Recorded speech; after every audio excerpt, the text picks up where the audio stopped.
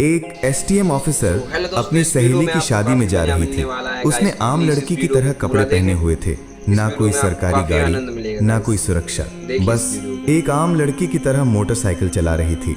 जब वो हसनाबाद शहर के पास पहुंची तो आगे एक पुलिस चेकपोस्ट दिखाई दिया। वहां 3-4 पुलिसकर्मी चेकपोस्ट के बाहर सड़क पर खड़े थे। उनके बीच में इंस्पेक्टर प्रोसेनजीत अपनी वर्दी में खड़ा था। उसने हाथ में लाठी उठाकर लड़की को रुकने का इशारा किया। लड़की ने मोटरसाइकिल सड़क से किनारे लगाई और खड़ी हो गई। इंस्पेक्टर ने सख्त आवाज में पूछा, कहाँ जा रही हो? लड़की ने बहुत शांत स्वर में जवाब दिया, एक सहेली की शादी है, वहीं जा रही हूँ। इंस्पेक्टर प्रोसेनजीत ने उसे सिर से पांव तक देखा। वो 28 साल की एक खूबसूरत महिला थी। नाम था बरनाली सिंह। फिर वो हंसते हुए बोला, अच्छा, सहेली की शादी में खाना खाने जा रही हो? लेकिन हेलमेट क्या तुम्हारे बाप ने पहनना है? क्यों नहीं पहना?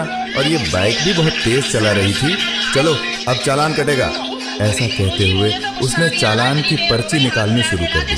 बरनाली समझ चुकी थी कि उसकी नीयत ठीक नहीं है और ये सब एक बहाना है। उसने कहा, सर, मैंने कोई कानून नहीं तोड़ा है। ओ मैडम, हमें कानून मत सिखाओ, प्रोसेनजीत झल्ला कर बोला। उसने पास खड़े एक कांस्टेबल की तरफ देखा, फिर बरनाली की ओर मुड़कर कहा, इसे सबक सिखाना होगा।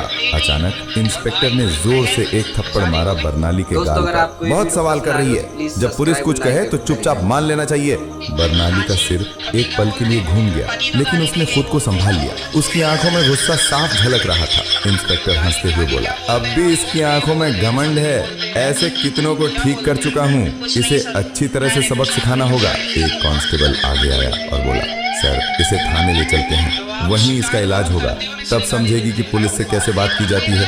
फिर एक और कांस्टेबल ने बरनाली का हाथ पकड़कर खींचते हुए कहा, चलो गाड़ी में बैठो। बरनाली ने झटके से अपना हाथ छुड़ाया और गुस्से में बोली, हाथ लगाने की कोशिश मत करना वरना अंजाम अच्छा नहीं होगा। इंस्पेक्टर और भड़क गया। उसने एक और कांस्टेबल से कहा, देखो इसका घमंड। कांस्टेबल आगे बढ़ा, बरनाली का बाल पकड़कर उसे खींचने लगा। बरनाली दर्द से कराह उठी, फिर भी उसने अब तक अपनी असली पहचान नहीं बताई थी। वो देखना चाहती थी कि ये लोग कितनी नीचता तक जा सकते हैं। इसी बीच एक पुलिसकर्मी ने गुस्से में उसकी बाइक पर लाठी मार दी और ऊंची आवाज में बोला, बड़ी आई साधु बनने वाली, अब तुझे खिलौना बना के खेलेंगे। बरनाली सिंह अब अच्छे से समझ चुकी थी कि उसके साथ क्या होने वाला है और ये लोग कितना नीचे गिर सकते हैं। इंस्पेक्टर की आंखों में गुस्सा भरा था। वो जोर से चिल्लाया, तेरे जैसे कई होशियार देखे हैं, पुलिस से पंगा लेगी, आज मजा चखाएंगे।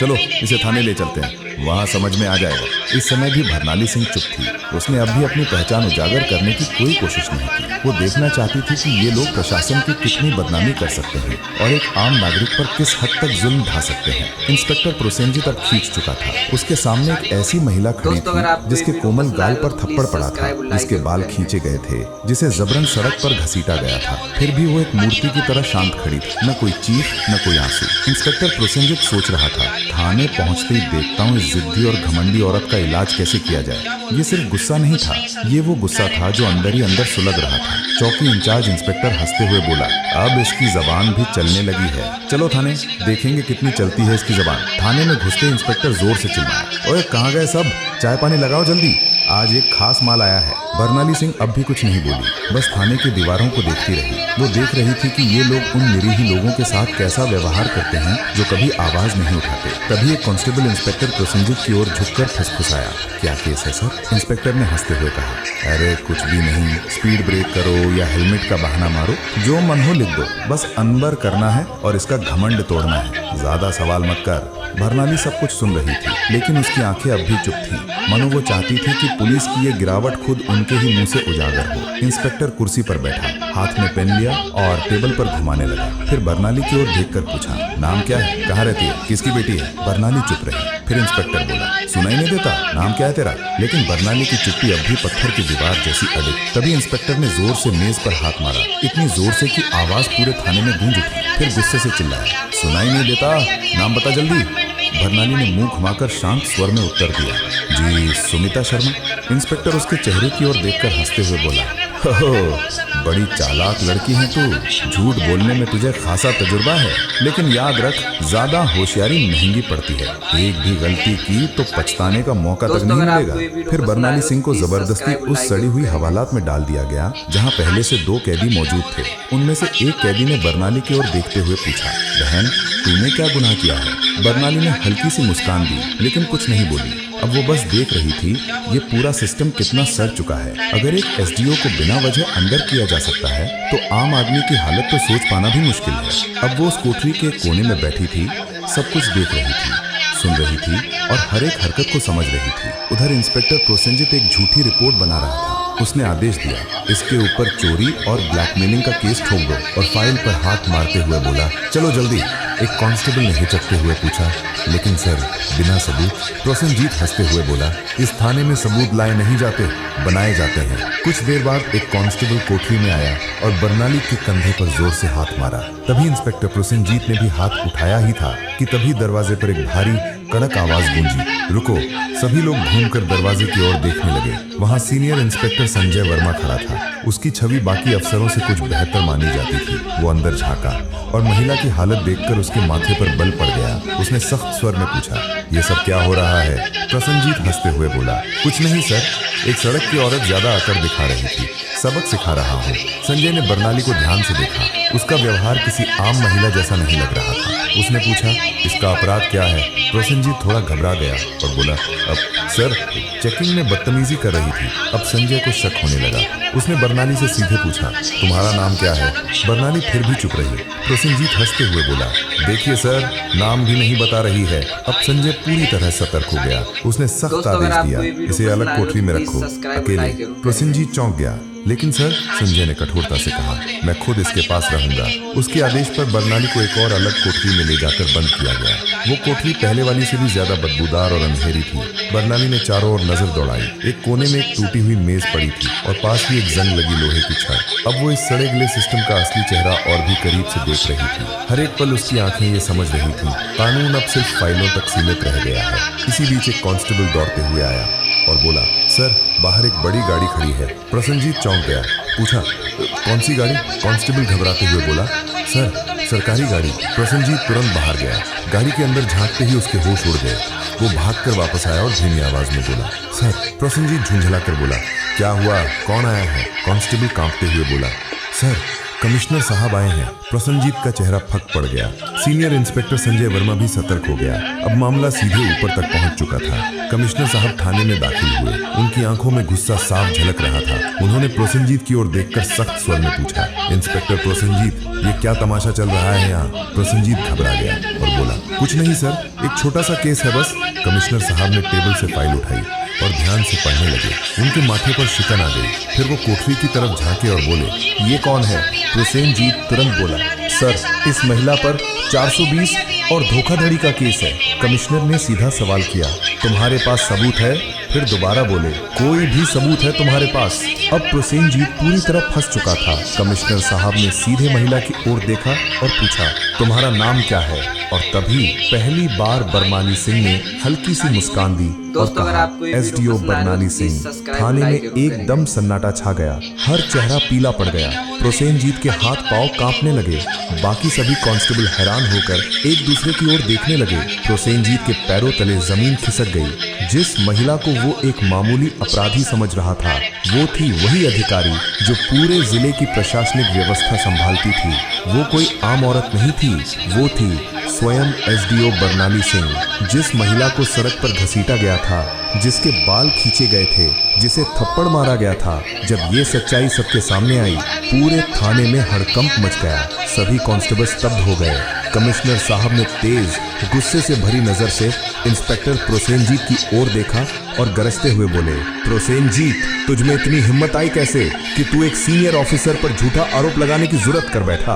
प्रोसेनजीत कुछ बोलने की कोशिश कर ही रहा था कि तभी पास में खड़े सीनियर इंस्पेक्टर संजय वर्मा जोर से बोले, सर मैंने पहले ही कहा था कि यहाँ कुछ ना कुछ गड़बड़ है। अब प्रोसेनजीत पूरी तरह अकेला पड़ चुका था। तभी पहली बार बरनाली सिंह ने अपनी शांत लेकिन दृढ़ आवाज में सीधा फैसला सुना दिया। प्रोसेनजीत, अब तेरी नौकरी गई, तेरा सस्पेंशन पक्का और तेरे खिलाफ अब केस भी चलेगा। ये सुनते ही प्रोसेनजीत का चेहरा जैसे सफेद पड़ गया, सांस अटकने लगी। बाकी पुलिसकर्मी भी उससे नजरें चुराने लगे। संजय वर्मा ने तुरंत आदेश दिया, हवलदार साहब इसे पकड़ो और लॉकअप में डालो।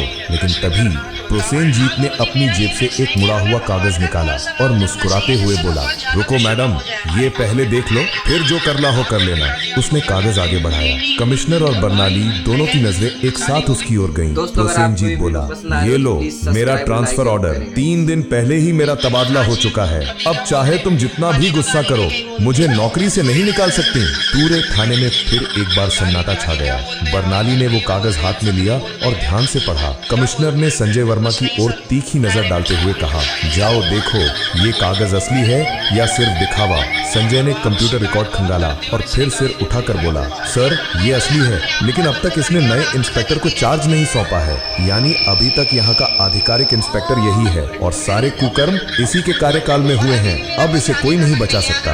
बरनाली सिंह ने प्रोसेनजीत की आंखों में आंखें डालकर कहा, अब तेरा नया ठिकाना वहीं होगा जहाँ तू दूसरों को डाला करता था। कमिश्नर ने भी सिर हिलाकर उसकी बात पर अपनी मुहर लगा दी। जैसे ही 2 कांस्टेबल उसे पकड़ने आगे बढ़े, प्रोसेनजीत फिर से चाल चल गया और जोर से बोला, रुको मैडम, मैं अकेला नहीं। क्या आपको लगता है कि सारा दोष सिर्फ मेरा है? फिर वो थाने के बाकी पुलिस वालों की ओर इशारा करते हुए बोला, ये सब मेरे साथ थे, ऊपर तक सब शामिल है। इतना कहते ही कुछ पुलिसकर्मियों के चेहरों का रंग उड़ गया। सीनियर इंस्पेक्टर संजय वर्मा हालात को भांपकर एक एक करके सभी की ओर शक की नजरों से देखने लगे। बरनाली सिंह ने शांत लेकिन दृढ़ स्वर में कमिश्नर की ओर देखते हुए कहा, अब इस पूरे थाने को साफ करना होगा, कोई नहीं बचेगा। कमिश्नर ने भी सिर हिलाते हुए कहा, जो हुक्म मैडम, अब एक एक करके सबका हिसाब लिया जाएगा। ये बात मुंह से निकलते ही थाने के भीतर बिजली सी गिर गई। थाने के बाहर कुछ पत्रकार पहले से खड़े थे। उन्हें पहले से ही शक था कि थाने के अंदर कोई बड़ा घोटाला चल रहा है। जैसे ही उन्हें खबर मिली कि पूरा थाना लाइन हाजिर किया गया है, उन्होंने तुरंत मोबाइल से ब्रेकिंग न्यूज वायरल करना शुरू कर दिया। उसी वक्त एक चमचमाती गाड़ी थाने के सामने आके रुकी। दरवाजा खुला और स्वयं एसपी साहब बाहर आए। चारों ओर नजर दौड़ाई, हर चेहरे पर हवाइयां उड़ रही थी। थाने के सारे अफसर एक तरफ चुपचाप खड़े थे। एसपी साहब ने तीखे स्वर में पूछा, यहाँ कब से तमाशा चल रहा है? लेकिन कमिश्नर और थाना इंचार्ज दोनों एकदम चुप थे। तभी बरनाली सिंह ने सीधे एसपी की आंखों में आंखें डालकर कहा, क्या तुम्हें लगता है तुम बच जाओगे?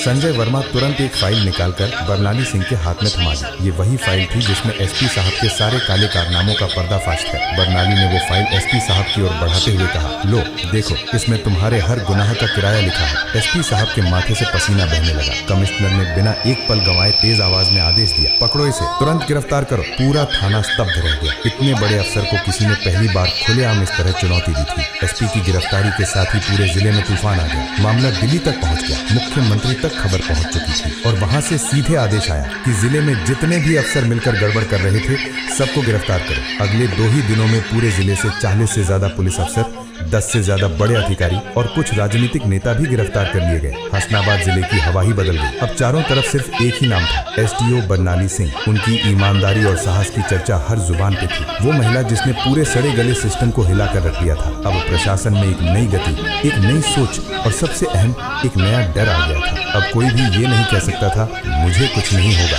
बरनाली सिंह का काम पूरा हो चुका था। उन्होंने साबित कर दिया था, अगर मन साफ हो, नीयत सच्ची हो, तो पूरा देश भी सुधारा जा सकता है। अगर आपने वीडियो को यहाँ तक देखा है तो प्लीज एक लाइक जरूर करें और चैनल को सब्सक्राइब करके हमारा साथ दें।